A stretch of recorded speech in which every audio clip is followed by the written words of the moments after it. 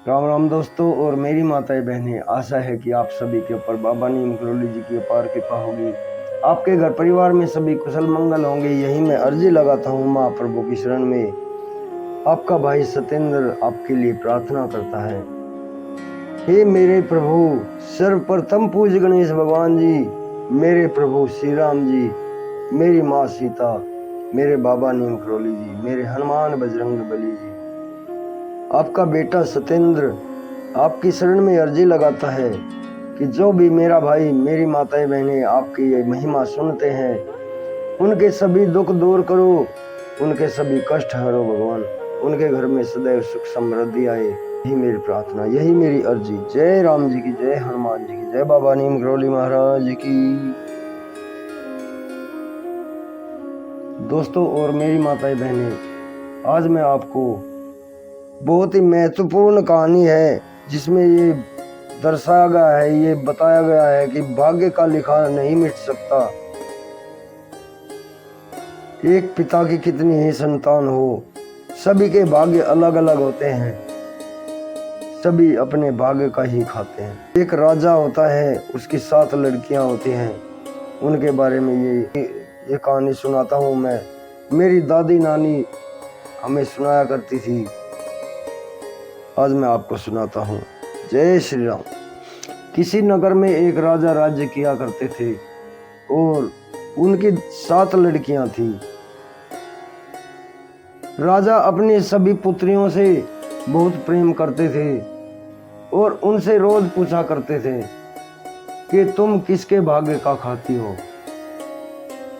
उनमें से 6 लड़कियां तो रोज अपने पिता को कहती थी कि पिताजी हम तो तुम्हारे भाग्य का खाते हैं, लेकिन 7वीं लड़की जो सबसे छोटी लड़की थी, वो सदैव यही कहा करती थी कि पिताजी मैं तो अपने भाग्य का खाती हूँ।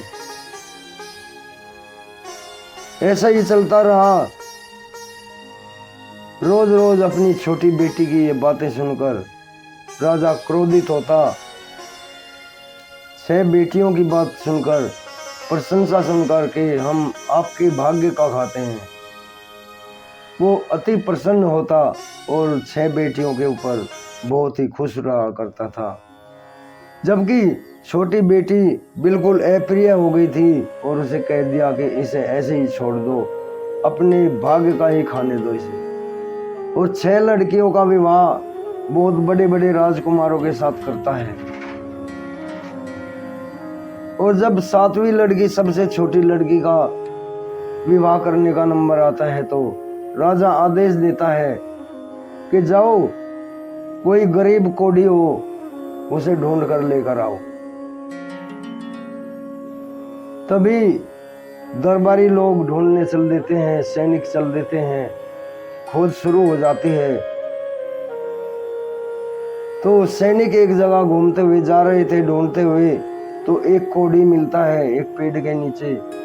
सारे शरीर से कोढ़ चू रहा है और वो करा रहा है, जगह जगह फोड़े शरीर में निकले हुए हैं। सैनिक सोचते हैं कि इससे अच्छा कोई ऑप्शन नहीं हो सकता, ये कोढ़ी है और बिल्कुल गरीब है, ना घर है ना कुछ है। सैनिक उस कोढ़ी को पकड़कर राजा के दरबार में ले जाते हैं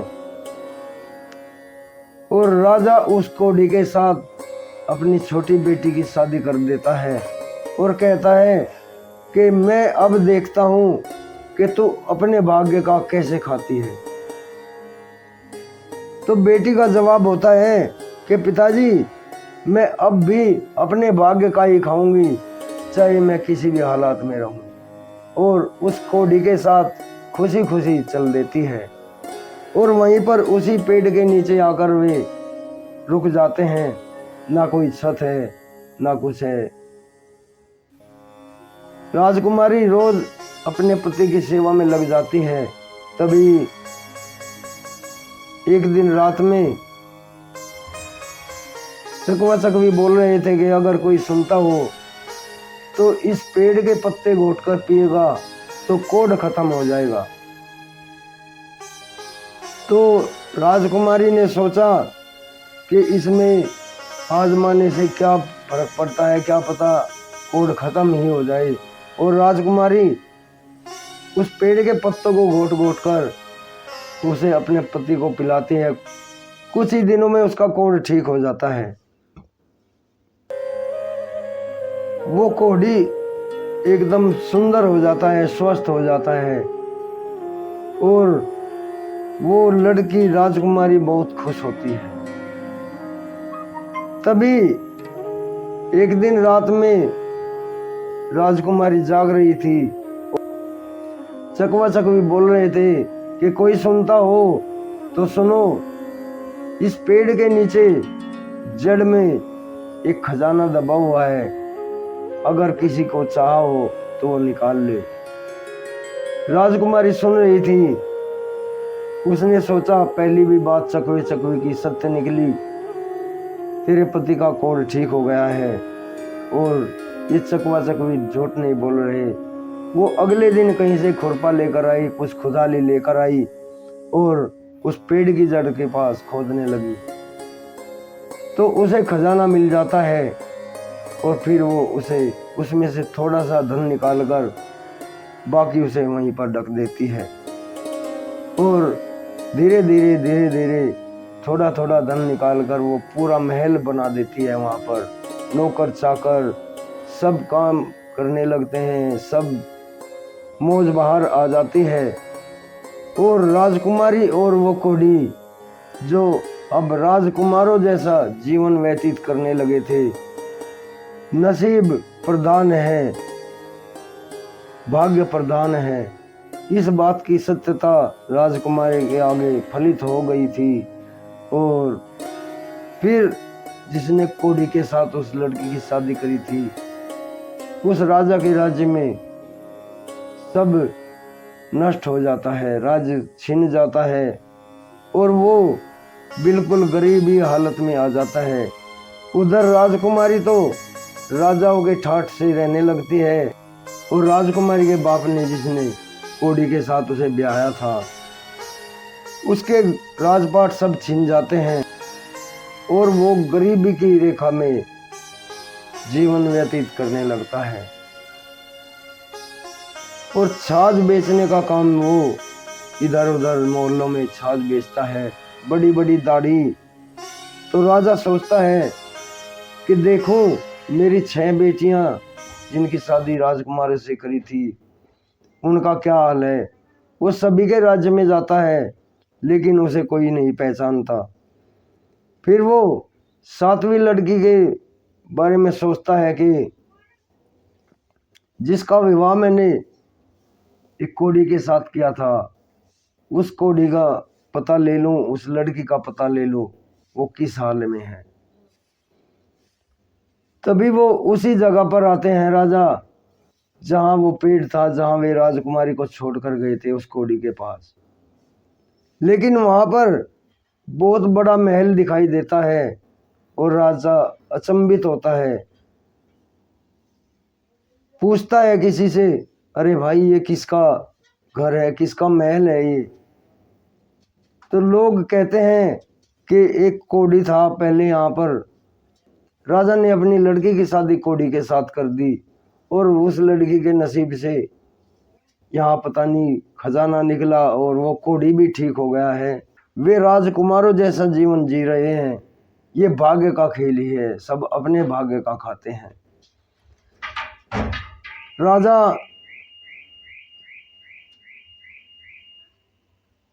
राजा जाता है और वहाँ आवाज लगाता है कि ले लो छाछ, ले लो छाछ। राजकुमारी अपने बाप की आवाज को पहचान लेती है और नौकरों से कहती है कि इसे छाछ वालों को बुलाओ। राजा वहां चला जाता है, अपने पति से वो बताती है उसको से कि ये मेरा पिता है, इसका सम्मान करो और इसे नहलाओ दिलाओ, तब तक मैं आती हूँ। तो राजकुमारी के साथ जिसका विवाह हुआ था वो बहुत सम्मान करता है राजा का, उसके कपड़े बदलते हैं, उसे नहला दिलाते हैं, उसकी दाढ़ी वगैरह सब साफ करवाते हैं। अपने उस महल में 7 कमरे थे और वो लड़की हर कमरे में अलग कपड़े पहनकर आती और फिर दूसरे दरवाजे से निकलकर दूसरे कमरे में जाती और उसमें हर अलग अलग पोशाक पहनकर बाहर आई। तो राजा अचंभित हुआ। राजा कहने लगा कि बेटा, क्या तुम्हारी 7 रानियां हैं? तो वो राजकुमार बोलता है, वो कोढ़ी बोलता है कि नहीं महाराज, ये मेरी एक ही रानी है जिसने 7 कमरे बनवाए हैं और 7 कमरों में अलग अलग पोशाक पहनकर वो निकल रही है। तभी लड़की अपने पिता के सामने आती है और कहती है कि पिताजी प्रणाम, वही लड़की हूँ मैं, आपकी वही बेटी हूँ जिसे तुमने कोढ़ी के साथ ब्याह दिया था, जिस लड़की ने तुम्हें कहा था कि मैं अपने भाग्य का खाती हूँ और आज अपने भाग्य का ही खा रही हूँ। तुमने मुझे कोढ़ी के साथ ब्याह कर भेज दिया, कोढ़ी के साथ मेरी शादी कर दी और मैं बिल्कुल एक गरीब कोढ़ी के साथ यहाँ जंगल में आकर रहने लगी थी। मेरा भाग्य ही है ये जो मैं आज राजाओं के ठाट जैसा जीवन व्यतीत कर रही हूँ। इसी बात से राजा बहुत लज्जित हुआ और उसने लड़की से क्षमा मांगी। दोस्तों और मेरी माताएं बहनें, इस बात से, इस कहानी से यही सिद्ध होता है कि भाग्य सर्वाधिक प्रबल होता है, सर्वाधिक भाग्य प्रधान होता है, कर्म प्रधान भी होता है, लेकिन कुछ बिरले ही होते हैं जो भाग्य बदल देते हैं। आपको कैसी लगी ये कहानी मुझे बताएं और आगे भी शेयर करें। जय बाबा नीम करौली महाराज की।